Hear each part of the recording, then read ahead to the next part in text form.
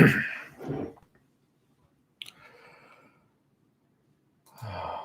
everybody, let me get set up here for a second. Admittedly, I'm running a little bit late. Had to do the Zoom. How's everybody doing today?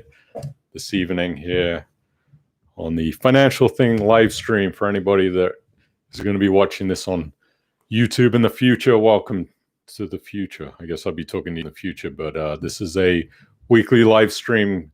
We talk about peer-to-peer lending, investing, your love life, cooking recipes. No, I'm just kidding. We don't talk about those things. We talk about anything investing.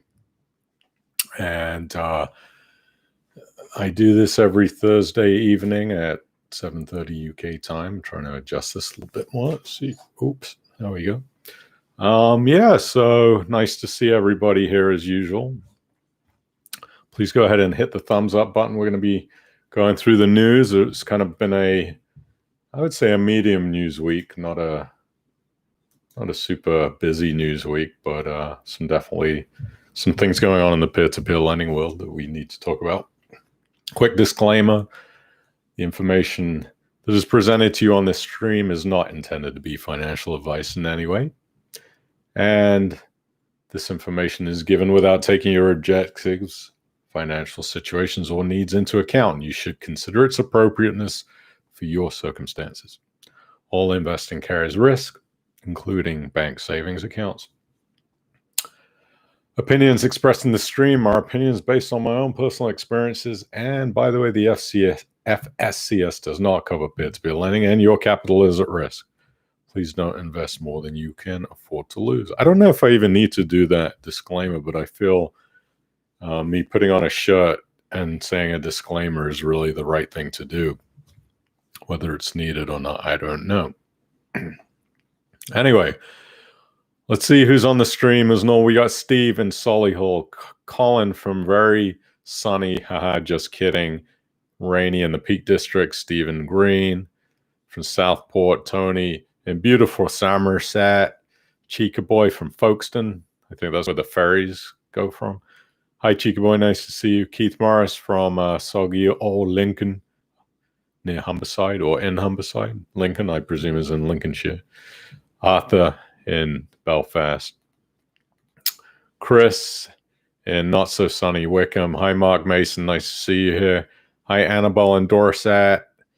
And Peter in Leatherhead, Norman in Great Sussex, and Stephen in drizzling Nottingham, Suzanne in grey and miserable Southport, and Paul in Kenilworth. Paul, you got to let us know what the weather's like, because that seems to be the theme of the stream this week, isn't what's the weather like where you are.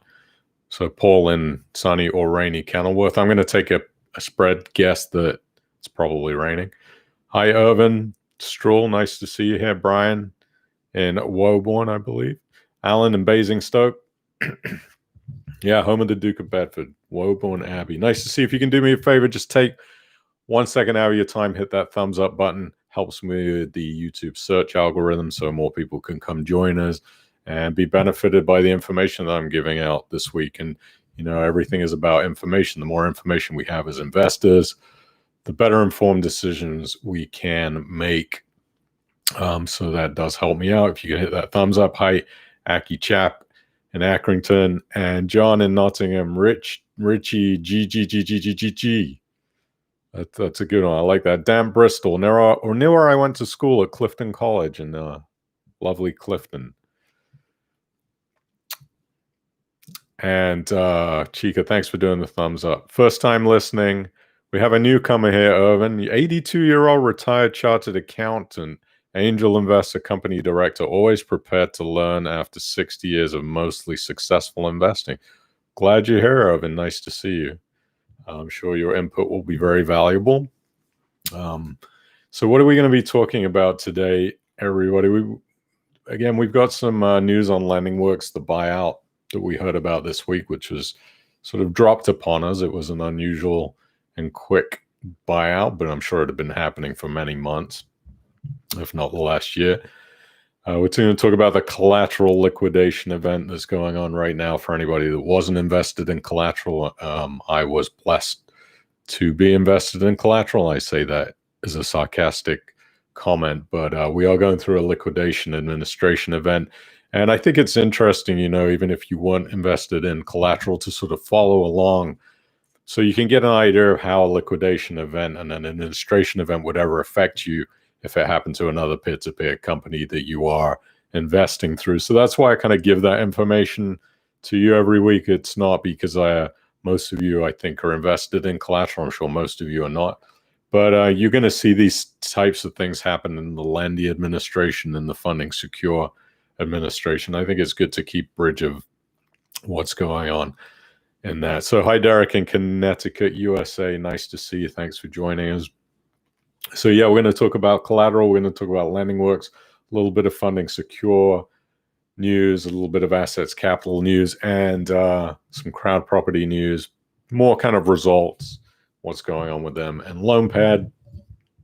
And the special topic of today is going to be my backtesting experiment. That when I was cleaning out my office a couple of weeks ago, I found this report here that was given to my mother. I should probably cover up the name of the company because I'm probably going to talk some trash about them. So maybe you saw that. Let's say their initials are BD, and they're based down in Dorset. But they gave this financial planning report to my mother in April of 2015. I happened to find it, and I thought it would be really fun to go through and backtest the advice and financial advice that they had given my mother back in April 2015 in hopes that she would become a client of theirs.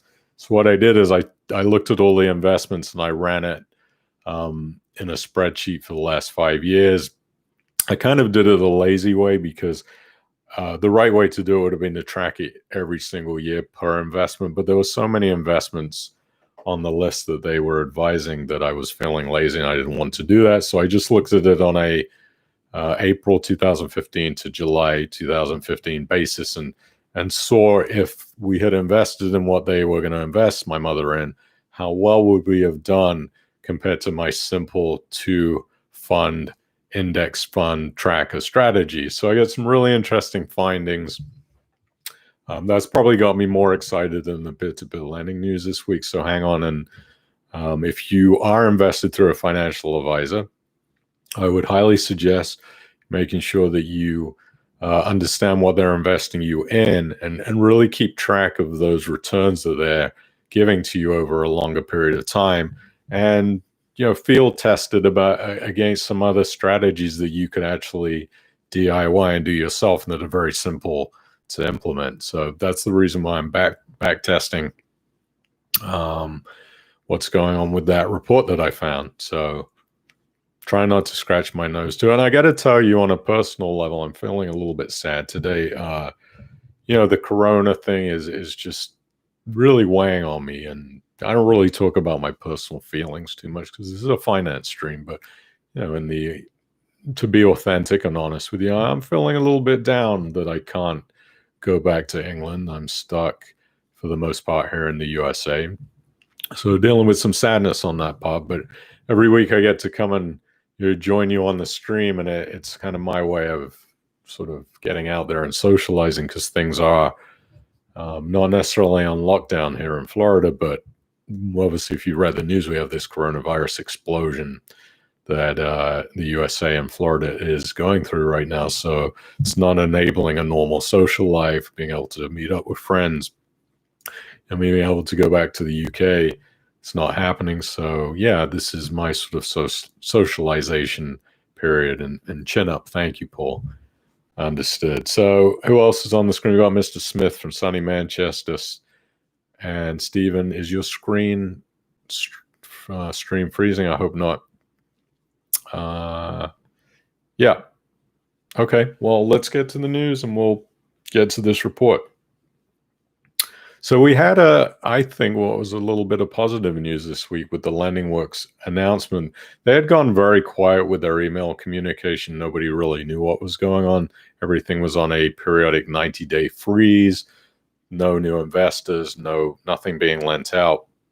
And then all of a sudden we get this news announcement that LendingWorks had been sold to an alternative investment manager company called Intriva Capital, who I admit I've never heard of them. And Nicholas Harding will remain on as the CEO. And Intriva, I think, has further committed to providing significant additional funding and capital to support the growth of the business following completion. As part of the investment process, the company underwent, when I say the company, LendingWorks underwent a thorough due diligence process that was undertaken by some of the largest global professional service firms, law firms, and sector specialists. The successful completion of that process should provide additional confidence in the effectiveness of LendingWorks systems, processes, and people. So what does that mean? In essence, that LendingWorks has been bought out 100% by Intriva Capital. And I would expect, and on a hopeful side, that this is going to provide some much needed liquidity into the LendingWorks platform that hopefully should result in the people who are wanting to get out being able to exit. Now, I don't know if that's the case. I don't know if that money that Intriva is going to provide will be provided as capital for the platform for lending release. I'm hopeful and optimistic that it will be used for that, some of it, but I also have a feeling that that money is going to be used for growth. LendingWorks has announced they want to increase their staff by, I think, 60 people in the next couple of years. I'm thinking that money will be used for that, but there is a little part of me that's hoping for this increased liquidity. So if you do want to get out of LendingWorks and you feel it's not for you, you'll be able to do that. So that's my optimistic side. You will see that LendingWorks is going to continue its retail peer-to-peer lending, which means that if you are a lender and you want to continue, you can do that. Well, we've seen a lot of the other peer-to-peer companies like Funding Circle, LendingWorks has shut their doors to peer-to-peer retail, also Growth Street, because they're focusing on CBILS bounce-back loans through the government, which they probably find is a lot easier to do than peer-to-peer lending. But LendingWorks is going to continue retail peer-to-peer lending and also will introduce institutional lending. I think they're going to get funds from institutional companies to help them grow, probably look for other sources of lending. And I think it's a good thing for you because as me and me as somebody that lends, because I think it's going to reduce the chances that the platform fails during COVID. So, I don't know, again, how long ago they started looking into this LendingWorks, when they started looking for a buyer, but I see it as a positive thing. It's certainly better than, hearing that the company's winding down that loan book or going into administration. Let's see. We still don't know when the lending is going to continue. That's still unknown because, again, this email was quite sudden about this takeover. One of the questions that I'm not really sure about right now on my own account is if I'm actually receiving interest. I don't think I am. But when I went into the platform today and clicked on statements to look at some of my past statements from, I think, April, May, and June, I just got this error. It says error loading PDF statement, so I haven't been able to even see how much interest, if any interest, is being paid, or when was the last time I received an interest payment. So they need to sort out their IT, basically. LendingWorks, if you're listening, please sort out your IT and be communicative because you haven't. I've tried to get a meeting with LendingWorks for a long time, and it always seems like it's just banging my head against the wall. Not like some of the other peer-to companies that really embrace financial thing with open arms. LendingWorks has not been one of those people, and I would like to see that change. I've tried to go visit them and never really been able to accomplish that. I hope that will be something, again, that changes. So that's what's going on with LendingWorks. We got a Collateral liquidation update this week from BDO, who is the administrator that is handling the complete cock-up that is Collateral, who, if you don't know, was supposedly supposed to be operating under FC regulation. Turned out they were not, and therefore they were forced to close their doors. Now the entire loan book is under administration and it is trying to be liquidated. What I foresee the problem is, and according to this report that came out this week, is that, and I quote this the report, distributions are being held up due to investors' discrepancies on amounts owed.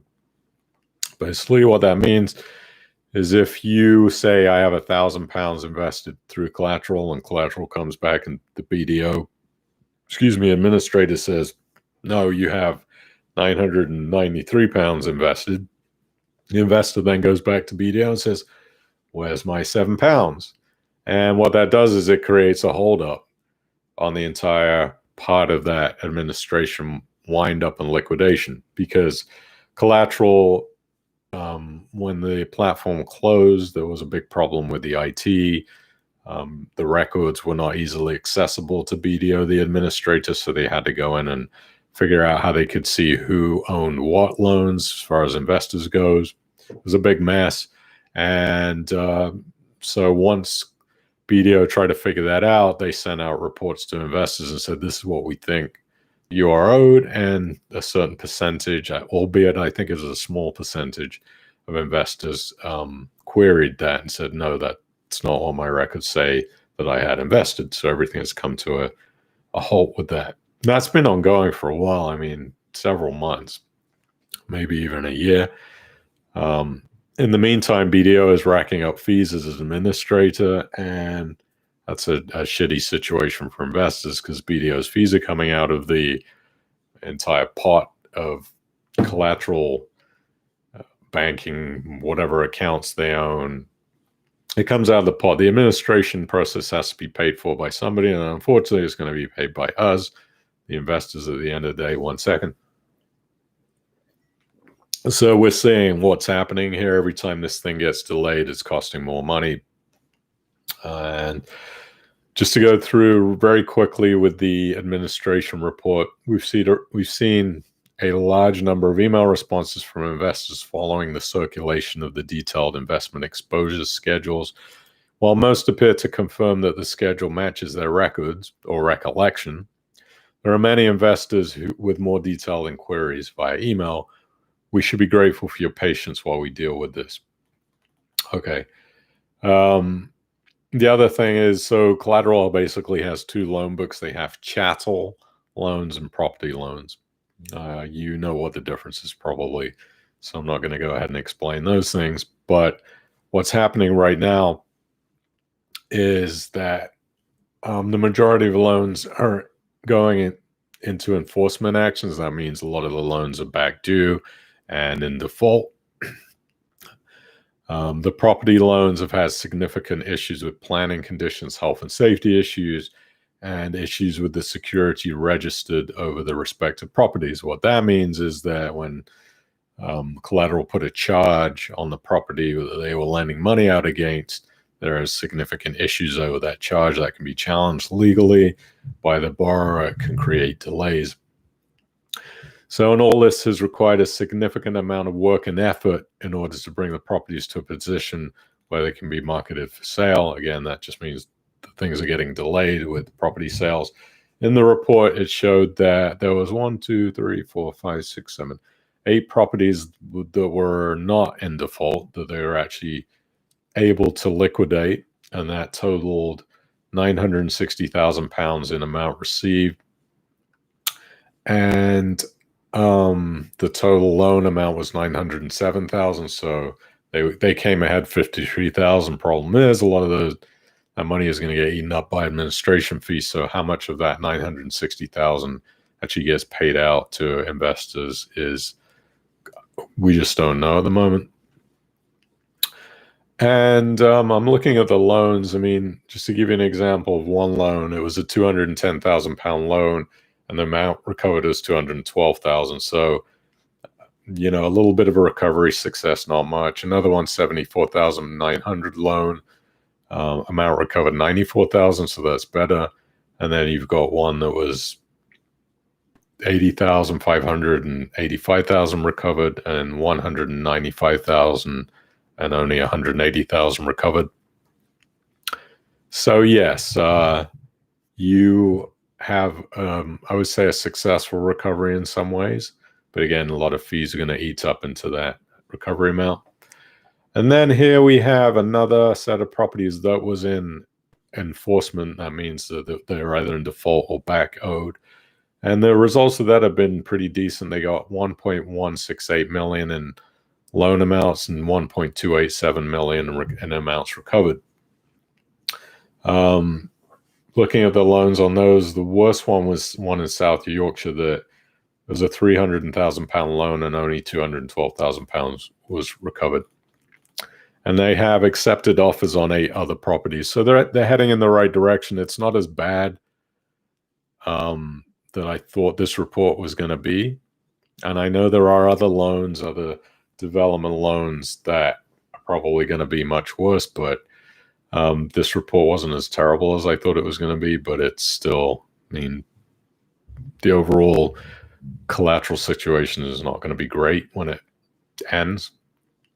And then it said there remains one outstanding loan secured over various units of a student accommodation block, which has not yet been taken under enforcement. And the whole building is unoccupied following enforcement action taken by the local fire authority. I wonder if that, I didn't actually read about that, but I'm wondering if it's anything to do with cladding, because I know fire cladding has been a big problem. So that's going to be a big problem in that loan. And there is, again, significant discrepancies between the value of the chattel assets in the company's records and the estimated realizable values provided by an independent valuation obtained by the joint liquidators. So what that means is the valuation is X and the company's valuation is Y, and they're probably really different. So now there is a valuation issue, which doesn't surprise me at all because it happens a lot within peer-to-peer lending. It says, we have raised this issue with the directors and we are waiting for their substantive response before we take steps to realize the assets. So they've reached out to the directors. The directors are probably don't give a crap about picking up the phone to BDO, and we'll drag this out. I don't know why they're doing that, but yeah, there's no communication so far between BDO and the directors. What I think, again, is the valuations that Collateral have gotten are much higher than the valuations that the liquidators have obtained. So it's kind of the same old story, right? We've seen it with Funding Secure, with Lendy. Valuations are huge differences. Not surprised about that. What else? Based on the legal advice, the platform loan are assets held on trust on behalf of investors. The returns to investors will vary significantly between the different loans based on their net realizations achieved. So basically what you're going to get back is going to vary differently depending on what loans you're in. If you're in the crappy loans, maybe the DFLs, you're not going to probably get back as much as people who are in, say, the loan that Meadows House in London was loan amount 595,000, sold for 720. If you're only in that loan, you're probably going to do fine. So we'll see. Let's see. It says, we have been trying to arrange a physical meeting with the directors earlier this year, but this was not possible due to the lockdown restrictions. So when I read that, I thought, I wonder if there could be a solution to not having a face-to-face meeting. Maybe Zoom or Skype or a phone call. That one had me confused. I'm not going to lie. So, and then there was a fee schedule in the administrator's report.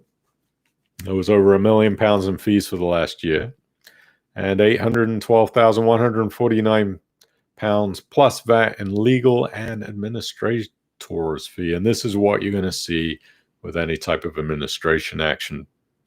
You're going to see a massive fee bill, and somebody's going to have to pay for that. Unfortunate. Peer-to-peer lending loans are very complicated. It takes a lot to unravel a situation like this, why you don't want to see a company go into administration. This is why I'm happy the lending works were taken over. I want to see this administration process come to more peer-to-peer lending companies because it just takes so long to sort out. Quick break. Look, if you have any comments, questions, put them in the chat below. You probably know things that I don't. I don't claim to know everything. Again, if you want to join the Funding Secure Action Group, highly recommend go to that Facebook group right there. If you want to join the Lendy Action Group, again, I'm in both of them because I was invested through both of those companies. And please feel free to join the Financial Thing Facebook group where we talk about all things peer-to-peer lending and investing. And sometimes I put up some funny memes because I'm silly like that. And one other link, if you want to track your Ratesetter exiting, this is a good way to do it. The peer-to-peer independent forum has people that post their reference numbers to when they are exiting and how they have a list of queue, and you can sort of track where you are in that queue process. So it's a good spot. I like that. Thank you for Stardust, who's one of the administrators on that forum, for setting that up. So that's the collateral liquidation. I'm really trying to keep the stream to under an hour tonight. A little bit of Funding Secure news. We had one recovered loan in a place called Formby. I think there was wasn't there a George Formby? That's when I think of Formby. I think of George Formby, the guy who used to play the banjo. My dad used to love him. He was from the north.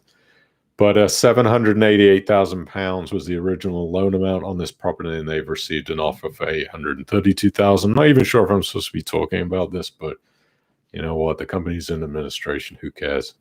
So they've got an offer on a property. It's not a bad result. Again, you're probably going to see in a range of 15% fees, which will take, I don't know, I'm just guessing off the top of my head, but 15% would be close to 100 grand. So that will result in capital loss for investors. That's Funding Secure. And Ratesetter. So I sort of give a weekly update to where I'm sitting in the access queue for withdrawal. Withdrawing my funds from the access account. And I am number 375,076 at 375,076. And this week, approximately, we saw number 374,496. So I've still got another 570 places plus to go. I estimate about 80 positions, 80 to 100 sellout positions on Access are happening a week. Obviously, that varies. Some weeks are better than others. So some ways to go. In the 5-year, I'm at number 408,733. And this week, somebody reported being able to sell out at 393,177. And last week, it was 387,013. So that is moving.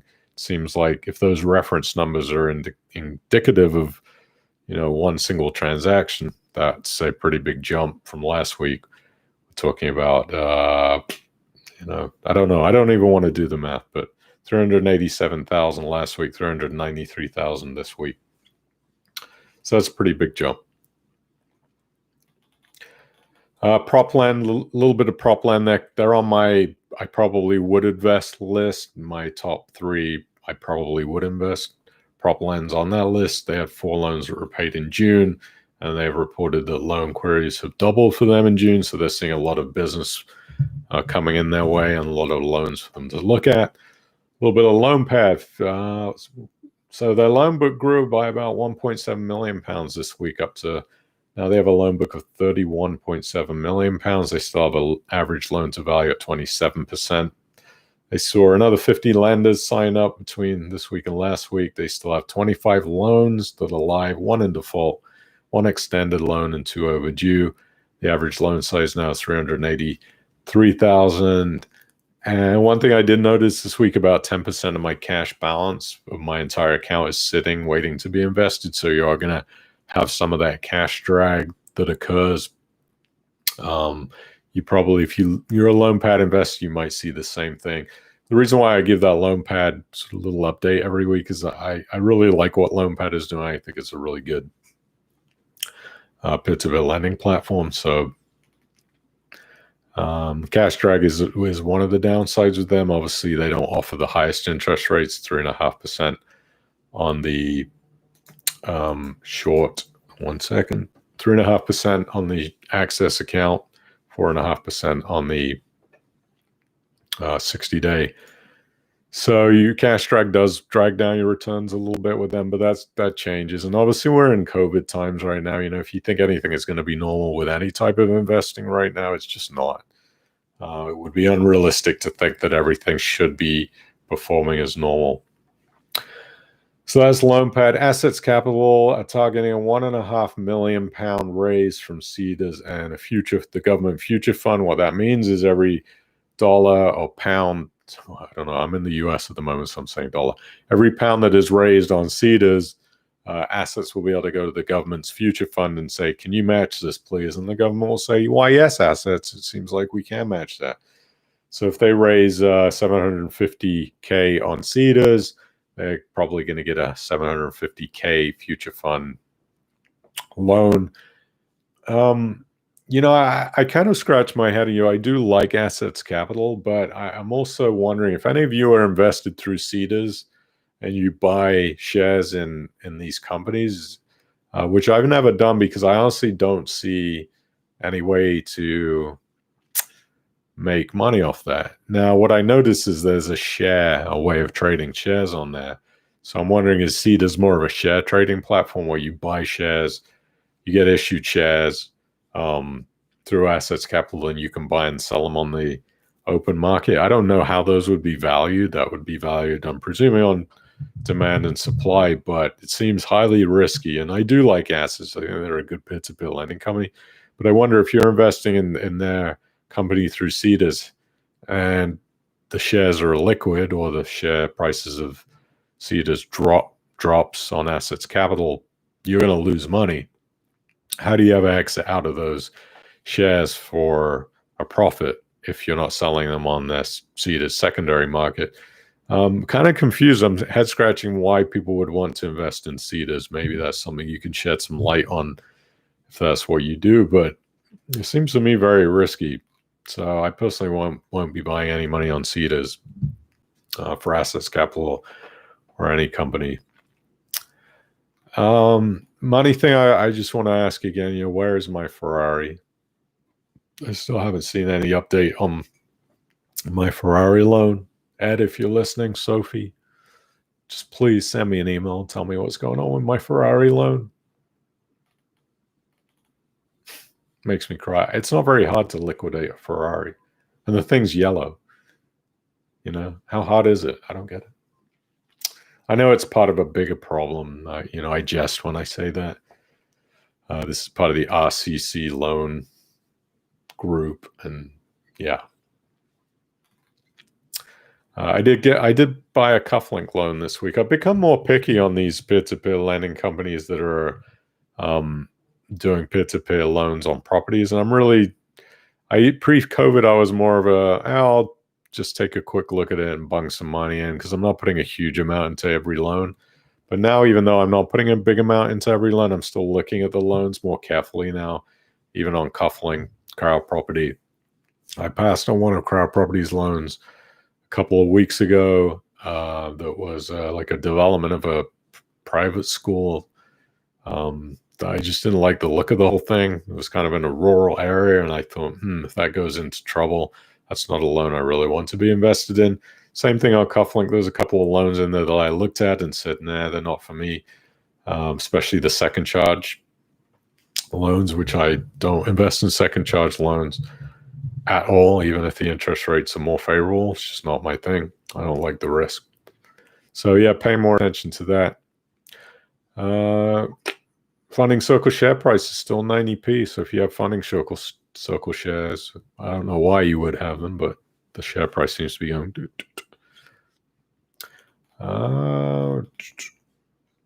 Yeah, that's so I'm going to read your comments and see if you have any questions, and maybe I can shed some light on. Maybe you can tell me some things this week.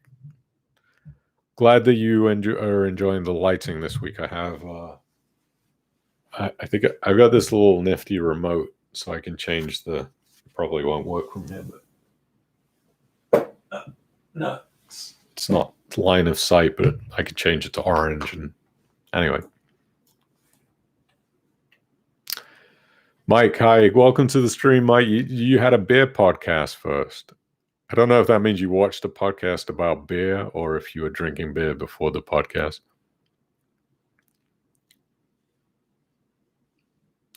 So Derek in Connecticut, you couldn't get home for your mother's funeral. I'm really sorry to hear that. It's really sad. Your granddaughter was born yesterday in the UK. You had no idea. Congratulations and heartfelt commiserations about your mother. Very sorry to hear that. Hang in there. Hi, Cannon Island. Chica Boy says, don't feel down. So many thousands have fallen to COVID. Whenever you feel sad, remember, we are still alive and kicking. Absolutely great point, Chica Boy. I need to remember that.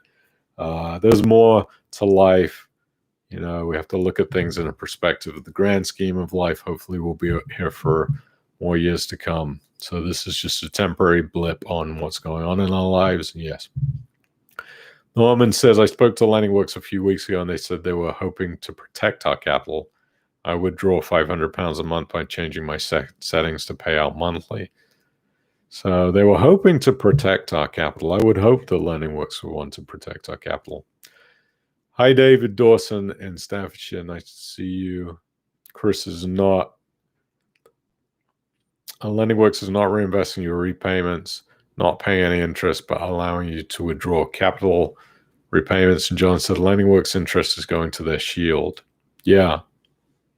You know, I have a bit of a problem with that. I have to be, do I have a problem with that? I guess it depends what LendingWorks does in the next few weeks, right?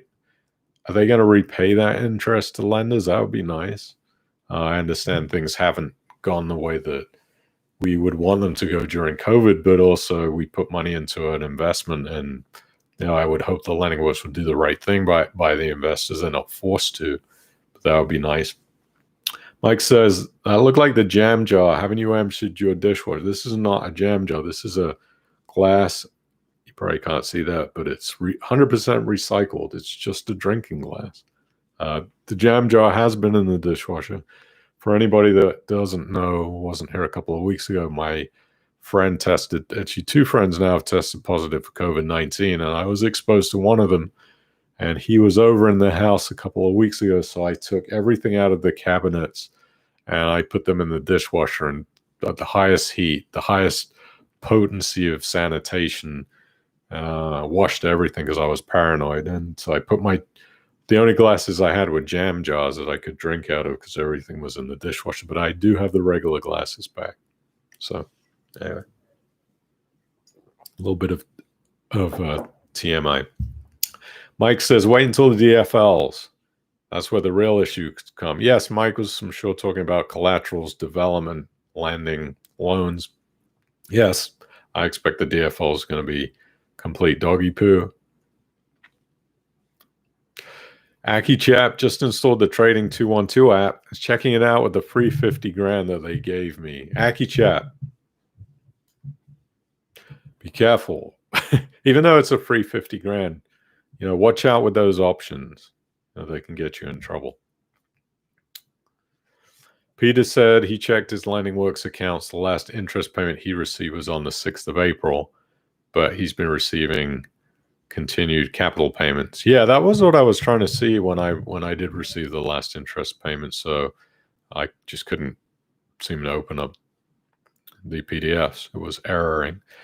Peter said he's accumulated £100 by the end of June through capital repayment. So it was paid out of a bank account immediately. And again, Esther, hi ES in Portugal. Last time she received payment was 7th of interest. Thank you for letting me know that. Yeah, that's sort of what I was thinking. I thought maybe March, but April, you know, makes sense too. Doesn't help. You can only check 31 days at a time. You have to refresh the page if you've downloaded one time. You want to check another one or it doesn't work. Agreed. Mark Mason, you're very welcome. Mark Mason and Mike Powell in our chat here are both involved in the Lendy and Funding Secure action groups. Very, very active. Again, scroll up, you'll see the links to those. I highly recommend. Those guys are doing excellent work on our behalves as lenders, and you know, every week I just say thank you to you for doing that. Chris said the hack you talked about on Ratesetters worked well, so thank you for that. Yes, we're talking about how you can set your own rates really high so that nothing gets reassigned when you get a repayment. I did record a video on how to do that. It is finished. I just need to upload it. So if you're wondering about this Ratesetter hack, just keep an eye on the Financial Thing YouTube channel. On the website, I'm going to post that. And also the Crowdproperty video is finished. I did a full tutorial on how to invest through Crowdproperty and the things you might want to consider. Why you'd want to invest through Crowdproperty. So I actually just uploaded it today. I just need to add the description on there so you'll be able to watch that. It's about 30 minutes long. I did it out of my own account. Peter says, regarding expensive administration, wouldn't it be nice if peer-to-peer companies were to pay into an insurance policy to cover this cost if they were to fold? Yeah, that would be good. Who would pay for that? I guess that would be like a provision fund, right?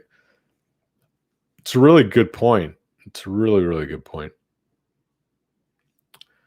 I would be happy to take like a small percentage for backup insurance, but I wonder if there's any insurance that will cover administration. I don't know the answer. Again, if you can hit that thumbs up button for me and subscribe to the channel. I think we're at 512, 515 subscribers. I am on this desperate push to get to 1,000 subscribers this year so I can monetize the Financial Thing channel, take ads on the videos to try to create some revenue. So if you can hit the thumbs up, hit the subscribe button, I very much appreciate that.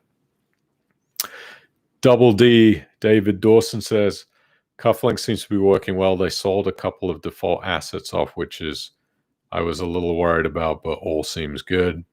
Yeah, that's really good news.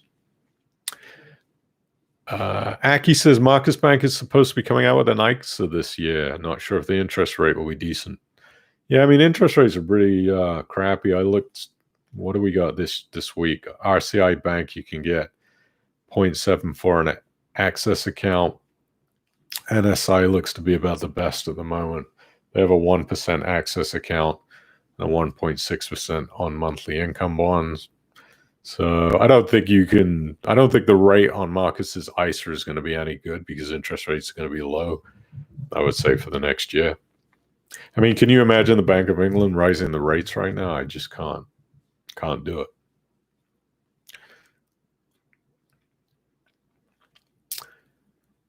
Let's see. So George Formby sang a great Russian folk song. I'm landing on a lamppost.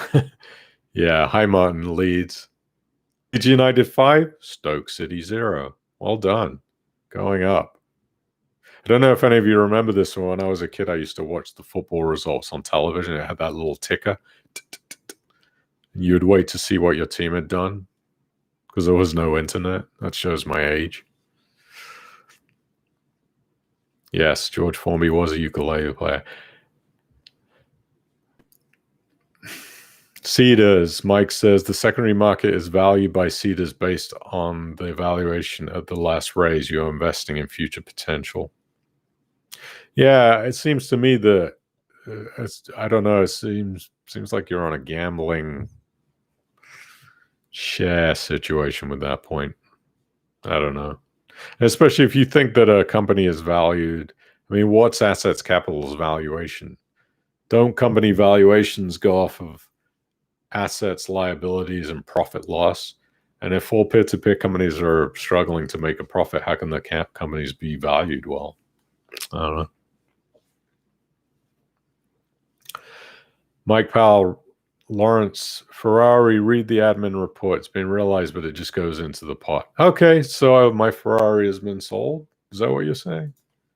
I'm going to put a note on here. I missed that in caps. I'm going to put Ferrari sold.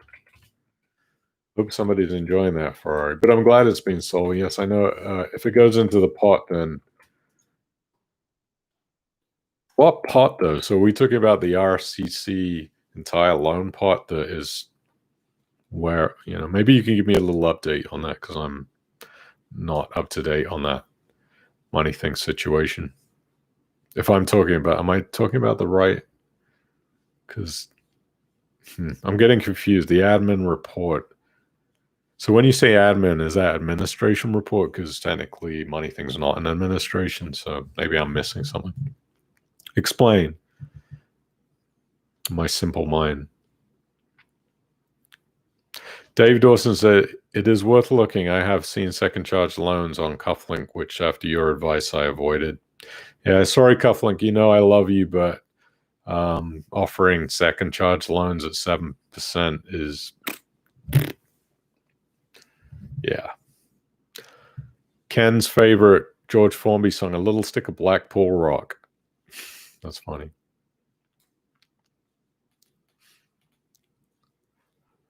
Brian says the Ferrari was last seen parked up at a Scottish holiday park. That's, wow. Come on, man. That hurts. That holiday park is another problem.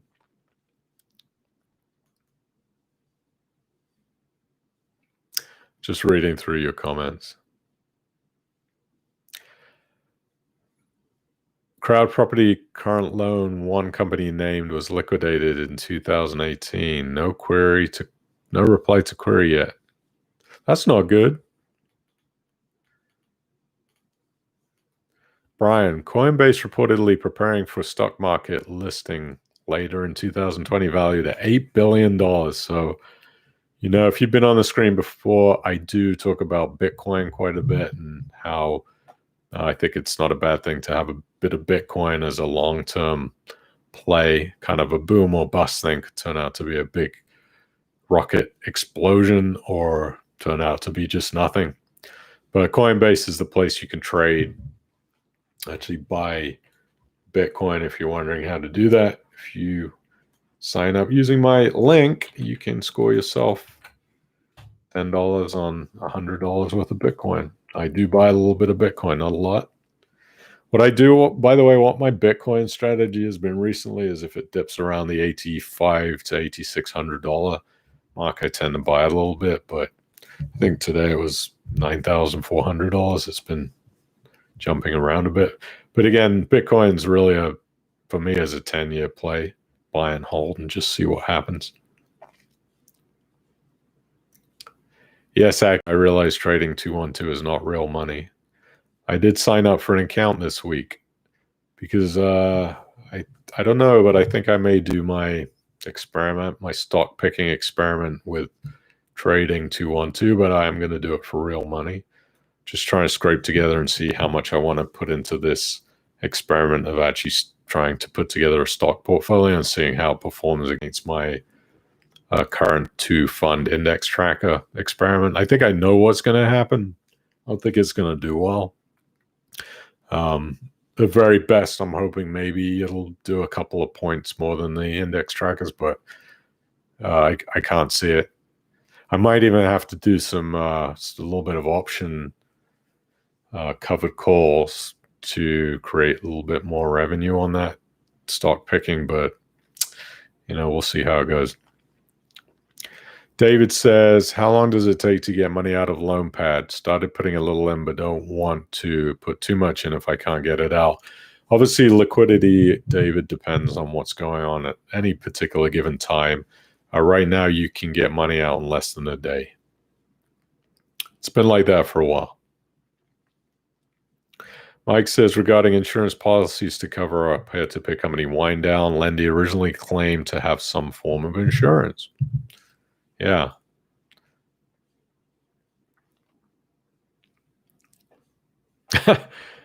That's a great suggestion. You guys should change the lighting, whether it's good news or bad news. Red, bad news, white or blue for good news.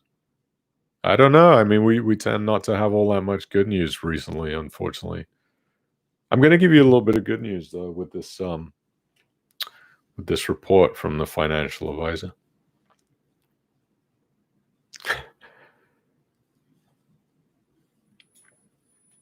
Let's see here.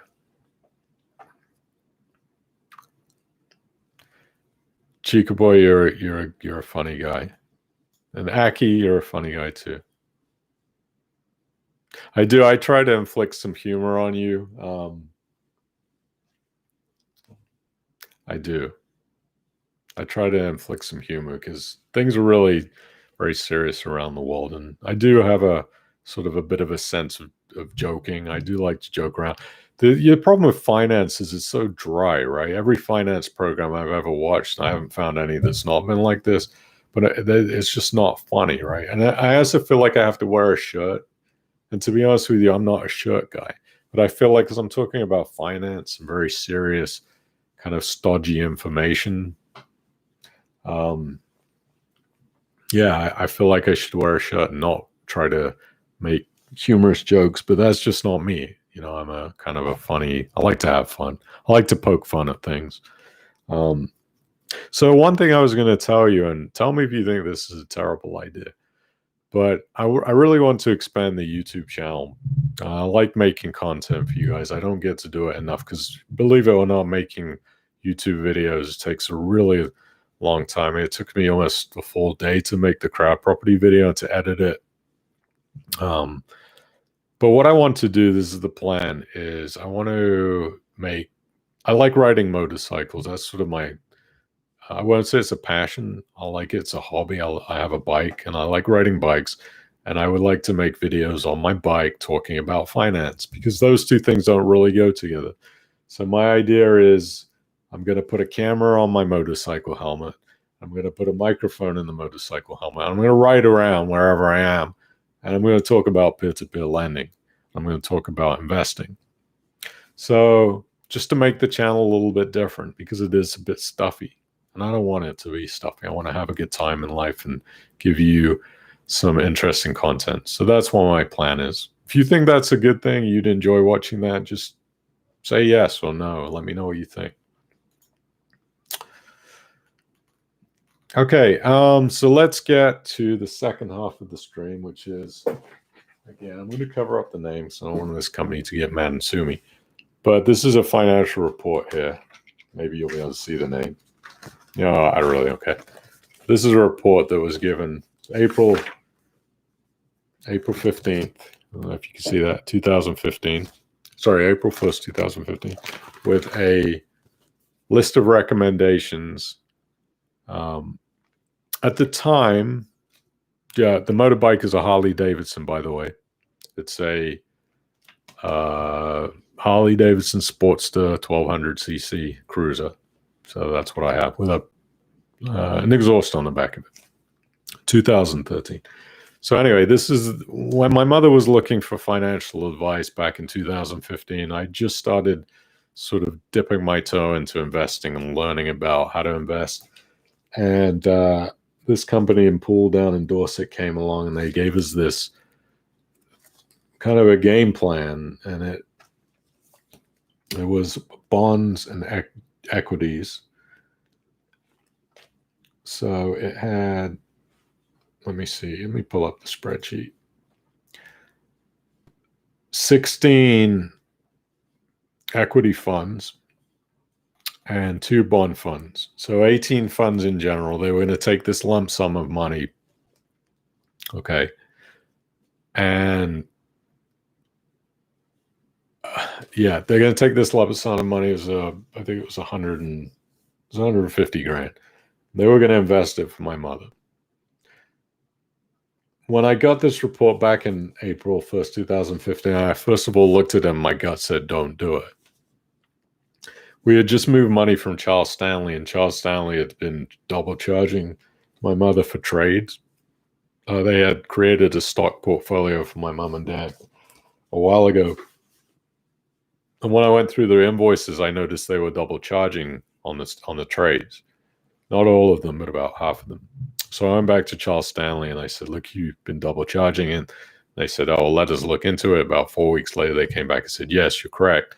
We double charge you on a lot of different trades. Here's the money back. Of course, if I hadn't spotted that, the money would never have come back. After that happened with Charles Stanley, I said, like, right, we're leaving Charles Stanley. They weren't doing that well anyway. They had given her a 5% return on a medium high risk investment pot of shares. I didn't like that anyways. So we get this report from a company in Poole who said, we're going to put your money into 16 equity funds and 2 bond funds. And I said, no. We ended up going to another financial advising company. that was, I had researched them on the internet, and they had really great reviews. I think they had 16 or 18 5-star Google reviews, and I thought, well, maybe this is the company that we should go through. And I in my heart, I wanted to take care of the investment myself, because I knew that the strategy that I had learned in John Bogle's little book of common sense investing, which is the simple 2 or 3 index tracker portfolio strategy, was going to beat anything that these financial advisors could come up with. However, the problem was that should I make a mistake with my mother's investment, that's a lot of responsibility to bear. And I was still new to investing at that point. And I also had my sisters to think about. I didn't want them to be upset at me. So I thought, okay, we're going to do a test for a couple of years. We'll give money to a financial advisor and let's see how they do. Let them prove me wrong. Because I wanted to be wrong. I wanted to think that financial advisors could actually do better than what I could do myself as a complete amateur. So we passed on this company. Let's call them Company BD. And we went with Company BS. That did turn out to be BS, by the way. They returned 2.5% over 2 years on her portfolio, and they had very high fees. So what were the results? What I did, and I'm going to post this spreadsheet online. I haven't not done it yet, but next week I'll give you the link, or I'll probably send out an email. I'll put it on the website. Or you know what I'll do? Actually, I will put the link to this spreadsheet in the video. So if you come back tomorrow, it'll be uploaded. And it has the spreadsheet and the performance over 5 years. And what I did, I have two strategies. I call one my simple strategy, which is in green, against the pros, the professional strategy, which is in red. So I took an amount of 124,500. I actually took a little bit off of there because one of the funds on here wasn't in operation anymore. That's another thing. That's why it's very hard to pick good unit trust, because the fund may not survive, and one of the funds didn't survive. So I took that off and I did it on 124,500. And here's the results of what I found. And it's a very simple spreadsheet. It doesn't account, again, if I was doing this properly, I would have done it every year, right? I would have looked at yearly, and I would have included the fees from the financial advisor, and I would have included Vanguard's platform fees, but I didn't put that in there because I just was too lazy. I did it on a 5-year total of just what did the investment start out at, on year one, which is 124,500 pounds. What did it end up at on July 7th, 2020? So here's the result. The pros, which was the 18 total funds, on the equity side of things, which is 16 funds, we had a starting balance of 124,500, and we would have ended, if we'd have used that strategy to July 7th, with a grand total of 150,923 pounds. So that strategy netted us 26,423 pounds, which is a 21.22% gain. So the pros managed a 21.22% gain over 5 years. Okay, so a little bit less than 4% a year, which is kind of what I honestly would expect a financial advisor to make. On the bond side of things, they had 2 bond investments, a Fidelity bond and a Wealthy Nations bond. We had 16,500 invested in the Wealthy Nations bond, and the pros ended up with a 566 pound profit, which represented 3.44% over 5 years. And hold on one second. 16. I just noted something on this spreadsheet that I have to change. 1.45, 16,300. Okay.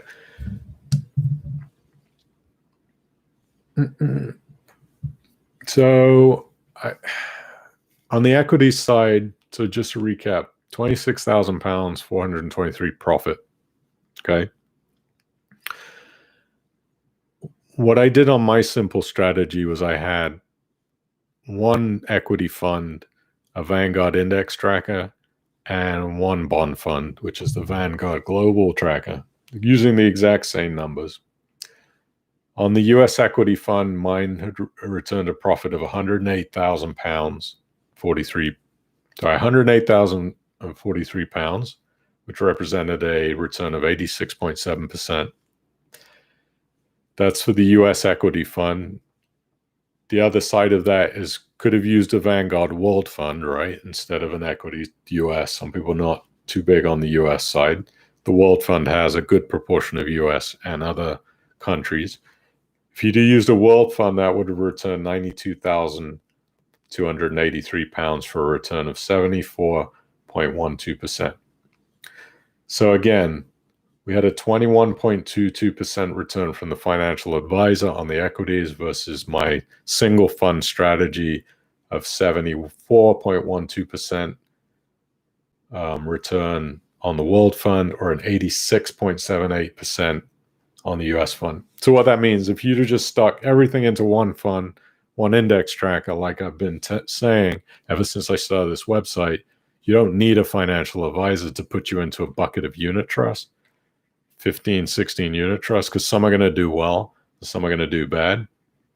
A good example, one unit trust they put us in would have been a merchant's trust. God knows what that is.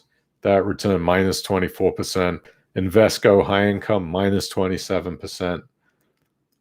GVQ UK Focus minus 24%. City of London Investment Trust minus 14.5%. Even the Vanguard UK Equity Income, which I've always said I don't like UK tracker funds, that one returned minus 4%. And then you got some funds that did fine. LF Milton Multicap Income up 24%. You know, one fund up 73%. But again, because you've got 16 funds, it's just, you know, whether you're up 25 on one and down 15 on another, all ends up balancing out to a 4% return. My strategy, you pick one single index tracker, pick the US index tracker, you pick the world tracker. We've returned 26,000 under the pro strategy and 108 grand using a single index tracker. That's a big difference.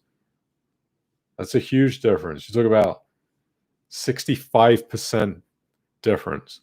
So that financial advisors cost 65% in returns. Not only that, doesn't include their fees, which I think were about 1.5% a year. So that would have been even worse. And then on the bonds, again, they made £566 off of 16.5K in bonds, which is 3.4% over 5 years. So it's basically nothing. My simple strategy fund is the Vanguard Global Bond Fund. 16.5 grand would have ended you with 19,250 at a profit loss of 2,750. So we made 5 times as much with our Vanguard bond tracker, a 16.6% ROI. So we basically made 5 times as much versus the pros using the Fidelity Strategic Bond and the Wealthy Nations Bond, which, by the way, the Wealthy Nations Bond was at minus 1.36% for 5 years. So it sucked. Anyway, that's it. That's my ramble. So we made 108 grand on the Vanguard for the equity tracker, and we made 2,750 on the Vanguard bond tracker for a total of 110,793 pounds in profit. We started with 124,500 on the equities and ended with 232,543 on the equities. Bonds, we started with 16,500, ended with 19,250. So basically we obliterated the financial advisors report, which, by the way, they would have charged, I think it was £2,000 for this, or what? It was a percentage of the portfolio for that report, which I told them no, and they gave it to us for free. The other company, company BS, charged us, I think, £1,750 for the analysis of the portfolio. By the way, that analysis took me 4 hours, so I wish somebody would pay me £1,750 for 4 hours. But here's my advice to you. If you are invested through a financial advisor and you have a bucket of funds like this, which is Invesco, JP Morgan, LF Milton, City of London, Lion Trust, Neptune, Hermes, Templeton, 3i Infrastructure. I haven't even heard of some of these companies. Go do your research. Well, send it to me. Send me your portfolio and I'll analyze it for you. You don't need them. I mean, this is just proof. I was afraid when I did this analysis. I was afraid. I thought, what happens if this performs really well? It makes my index trackers look like crap. Everything I've been saying is just going to be out the window. And I know history doesn't predict future results, but I've been, reading this information for 5 years now, knowing that this information that I'm seeing on this spreadsheet has been happening for the last 70 years, as long as the S&P 500 is being tracked. So go check your portfolios and run test it against the Vanguard Equity Fund or the Vanguard World Fund and put your investments side by side and see how much money you have probably lost because a financial advisor has put you in a bucket of these, funds that you don't need. Oh, and by the way, just to give you another bit of information, those two funds that the financial advisor suggested both had front-end fees of 5%. So the £9,000 bond would have cost £450 in an upfront fee. So those numbers honestly would have been even worse. So I have to take off 10% of the $16,500 for the front-end load fees. So that would have made the financial advisor's strategy even worse. And then some of these funds had really high fees. I noticed, I think it was one of these investment trusts, or I can't remember which one, but it had a 2.5% annual management fee. So that's just going to be a return killer. So please go check your portfolios. If you're having anybody else manage it for you, which I'm telling you, from every strategy that unless it's unless you had all your money in Fundsmith and you got very lucky and happened to pick the right fund that was doing well for the last 5 years, go check your advisor's portfolio and question what they're doing. Because if I'd have made that decision for my mother, it would have cost her £80,000 to £90,000 in lost gains. So there you go. That's my rant for this week. I don't know what you think about that, but just reading your comments. Brian said, let's see. So yeah, it seems like you would enjoy the motorcycle videos. It's not. No, I'm not riding roller coasters, Colin. It scared the crap out of me. I will not crash. And no, I will not be doing a live feed, by the way, on the motorcycle. This would be videos that I would record and edit. Peter says, don't put the camera on your helmet. It will wobble around too much. And the sound would be dreadful. Actually, Peter, so what you do is you don't take sound from the camera, because all that would result in is a complete amount of ridiculous wind noise. There would be a microphone in my helmet that would be, you won't be able to hear the wind because of the way the mic's located. Actually, the way the cameras are on bikes nowadays, they don't wobble around a lot. They have stabilization, so it'd be pretty clear. And I think it'd actually be a good thing to have a camera on a motorcycle, because if somebody does run me over, at least it'll be on video.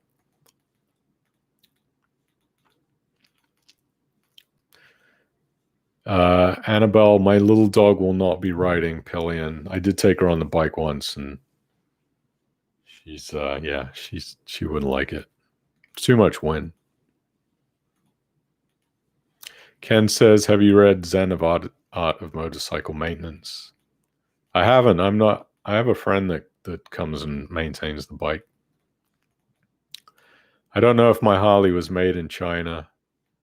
This is 2013. Brian says, I wouldn't trust a financial advisor who dates a report on the April 1st. That's true. Maybe this whole thing was a joke.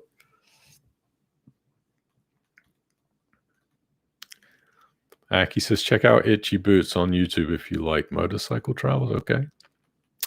Annabelle says, I've had the same experience with San Lam over the last 5 years. Answer is, do your own investing. They're all crooks, sadly.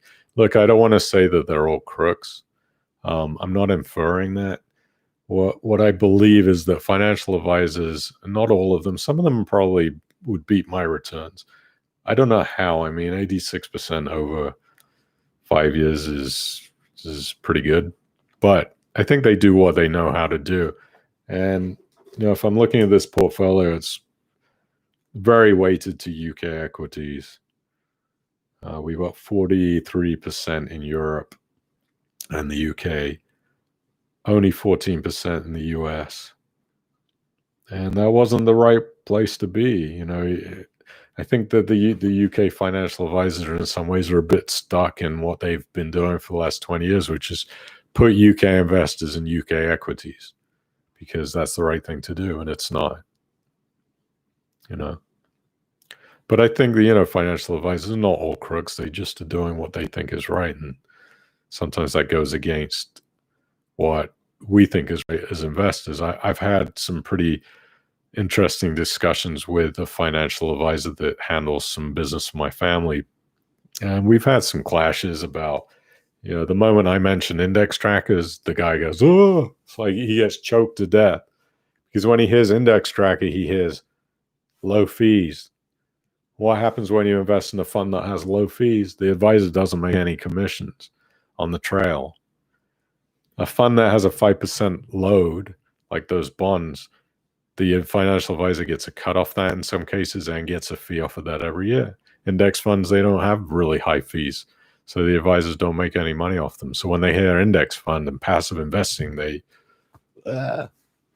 scares them.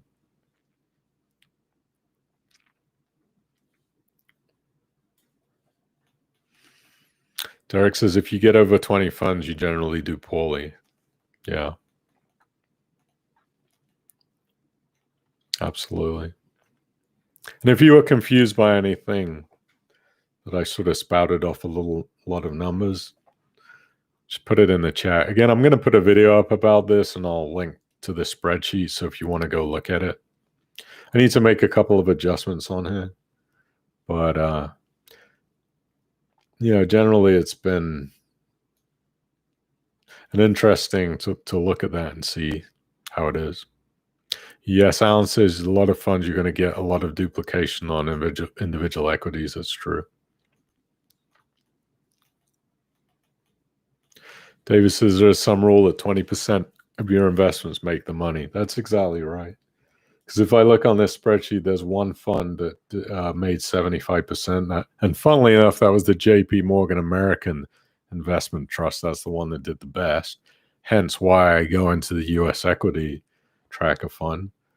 The other fund that did well was the O'Day Allegra Developed Markets, which made 50%. So two funds have done well, and the rest of them have done, pretty good. Some of them have done pretty poorly. So we had 4 funds that did between minus 14.5% and minus 27%.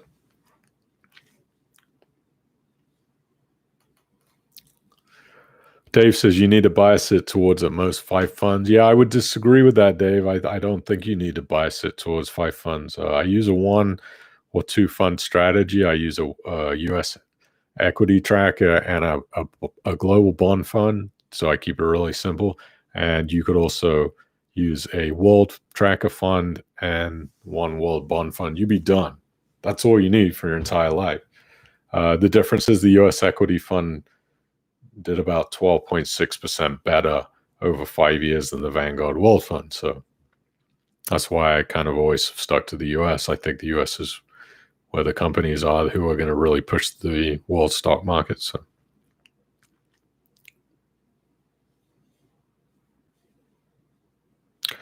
what was the remit on the portfolio, though? Was it to make certain income or a total gain overall?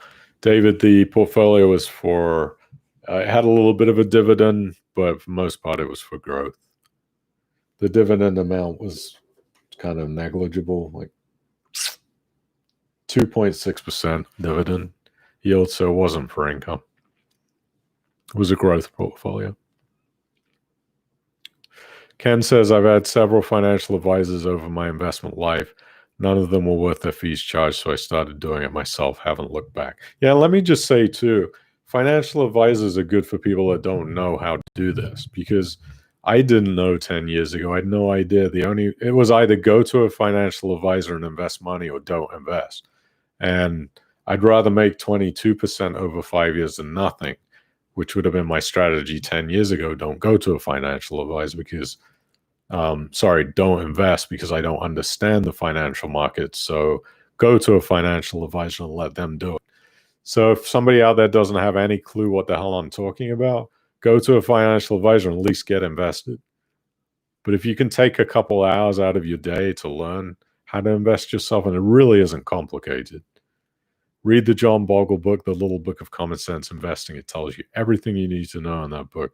Buy a tracker fund. You're done. That's it. Most people don't know, though. They don't know how to, they just don't know the information, so they have to go to a financial advisor.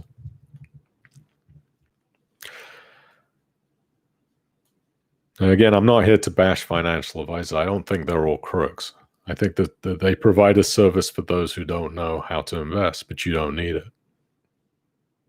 And it is more fun doing it on your own if you have the time. But John, you don't need the time if you do a simple 2-portfolio fund strategy that's been proven over the 70. So index funds have been started in the 1970s, I think in 73 on my birthday.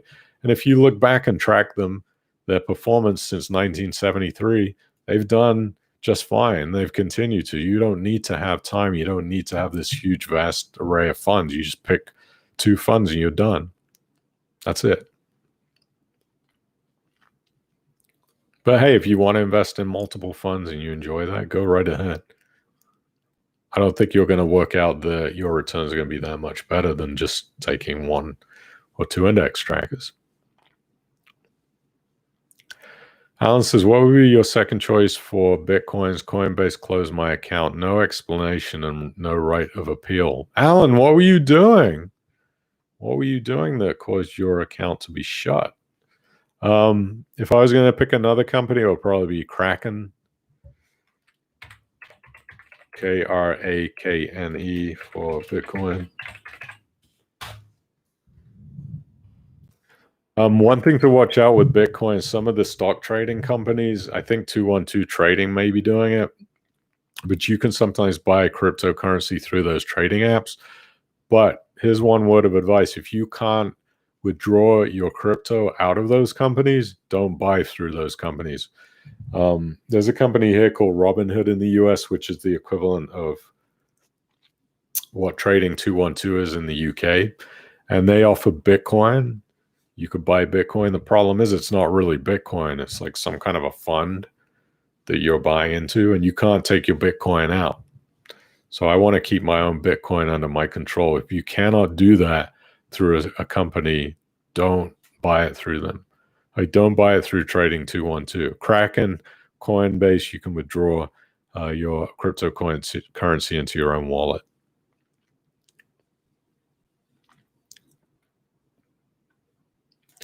David said, I've done my own investing now for many years, started doing it via a share club a long time ago, retired at 54, did the financial planning exams at night school. That's cool. David, are you a financial planner? Sounds like you know what you're talking about. Share clubs used to be a big deal, didn't they? A long time ago, just buy part of a club. Ken says, hint, it's not about motorcycle maintenance. The Zen and Art of Motorcycle Maintenance. Oh, I think I need to look that up. Hang on a second. And why is Esther reading this book? What is this about?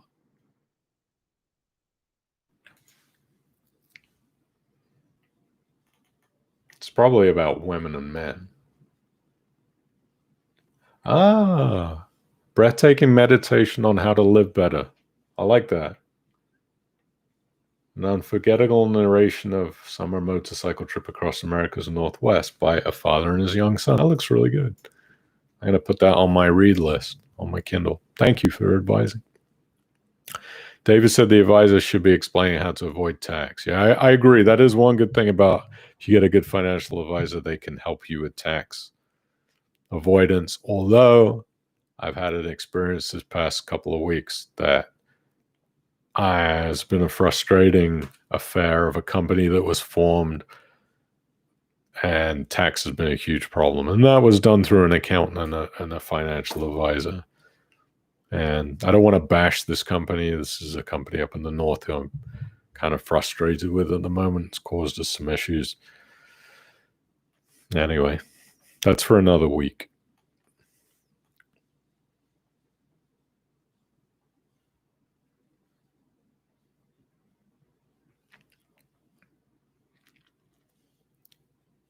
Annabelle says she was using the word crooks too lightly. Yes. Oh, she was using the word crooks lightly. Fees and charges suck away your profit really badly, often not as transparent as they should be. Yes. David said, why did you not put any with Berkshire Hathaway? Well, because I don't buy individual funds and stocks for the most part. I have a little bit, but 95% of my portfolio is in three index trackers, a US, an international, and a bond fund. And those funds already own all of the companies that Berkshire Hathaway owns. So I think Berkshire Hathaway is in the actually Berkshire Hathaway is inside those index trackers anyways. So I have exposure to that. So yeah. Mike says Christian O'Day hedge fund made a killing on Brexit and COVID-19 apparently. Yeah. If you like that kind of thing. Crispin. Personally, I can't invest through anybody named Crispin. I think it's just one of those names that makes me cringe.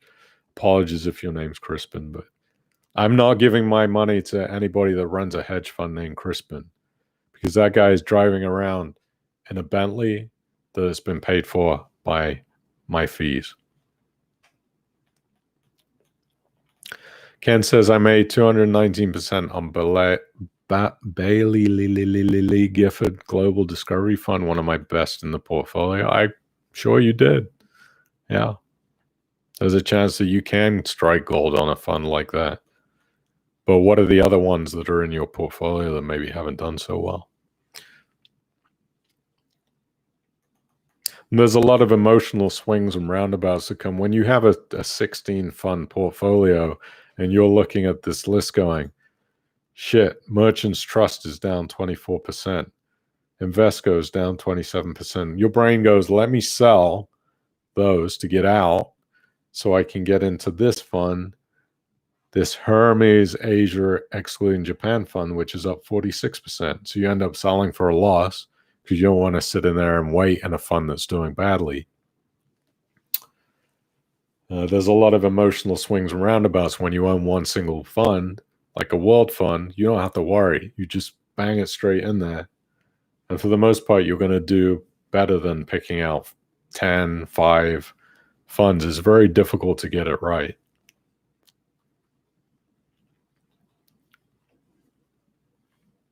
Chica Boy is reading John's book now. Chica Boy, what do you think of the book? Do you like it? It's a great book. John Bogle's book. He's not reading it right now. Good. Alan says, I didn't do anything bad with Coinbase. I made one successful purchase and then it got closed. Yeah, I don't know.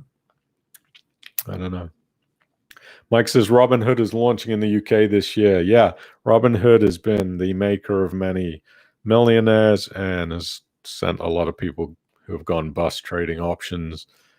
I discussed it last week. If you like some entertaining reading, go to this Reddit thread called Wall Street Bets. You can see all the people who are young guys mainly who are trading options for severe amounts of money that they don't actually have and gambling. And they'll even say, when people post actual real stock information, the first comment is always, "Sir, this is a casino," which makes me laugh a lot because, yeah. But Robinhood is great. I think anything that reduces the cost of share trading is great. Right now, Trading 212 has free trades. You do have to be careful. Sometimes fees are baked in other places within those trades. Maybe you don't get as good as a price as you normally would. So you got to watch out for that. Chris says Ledger has 20% off of hardware wallets. No, I didn't know that. Thank you. David says, I became a financial planner. Did it for my own interest, had considered being a financial planner, but it had to be tied to an agent to get into it, and it didn't sit well being able to only advise on companies' products. Yeah, that's one of the problems of being an advisor, because you got to look at what you're being paid to do, and if you're selling funds that aren't making you any money, what are you going to do? You're probably going to sell funds that make you money, which isn't necessarily the best thing for the consumer.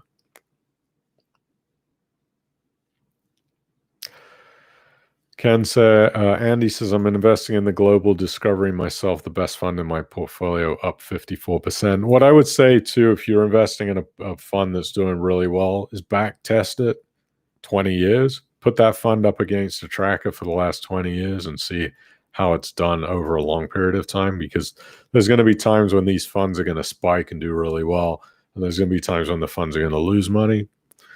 But you want to test it very long term, because 5 years, honestly, even though I did this over a 5-year period because this was given to me 5 years ago, but I test stuff over 15, 20, 25 years. That's how you get a real idea of what's going on. Chica says the book of Little Common Sense Investing is very interesting. He's halfway through it. It is.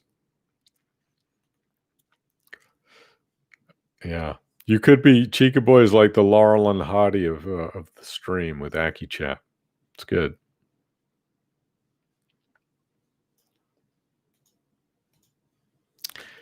IXOing says Fundsmith's the straight line since launch. I don't know what you mean. I think you mean straight line up. Yeah, so my disagreement with Fundsmith is the same. If you look at what happened to Neil Woodford, he was the golden boy of fund investing for such a long time, and then one day his fund just goes. Fundsmith is you're open to that happening too. It could do well for the next 10 years, and buying an index tracker just solves the problem of you not having to try to figure out which fund is going to be great and which fund's going to be bad, because chances are you're going to pick Fundsmith. Number one, you're not going to shove all your funds into one fund. That would be kind of madness and very risky. So you're going to pick Fundsmith, and then maybe you're going to pick 4 or 5 other funds. You're constantly going to have to be guessing which one of those funds is going to do well. So an index tracker just resolves that. Now, maybe you're not going to get that huge uptick. Maybe you're not going to get a 25 or 50% return in 1 year, but you're also not going to get the downside that is inevitably going to happen. So that is just my kind of disagreement with picking out funds like Fundsmith, because I saw what happened to Neil Woodford. And many could argue that Neil Woodford was just as good as the guy that runs Fundsmith. I can't remember his name. But they were supposed to, I think originally they worked together at some point, those two. Matthew says a lot of current funds were only established in 2009. There's a problem of survivorship bias. Yeah. So if you read that book of Little Book of Common Sense Investing, it actually talks about that survivorship. And what the problem is, Matthew, is a lot of the funds actually don't survive long term because they end up doing poorly and going out of business. So a lot of the funds haven't been around for a long time, because if you look back to some of the funds that were around in the 1980s to 2000s, that not many of them exist. I think in the book it said like 5% of those funds are now around. So that's why I like a tracker. Again, I could have bought it in 1973. I don't ever have to worry about that tracker going out of business because it's still here in 2020. So 50 years later, that fund is still here.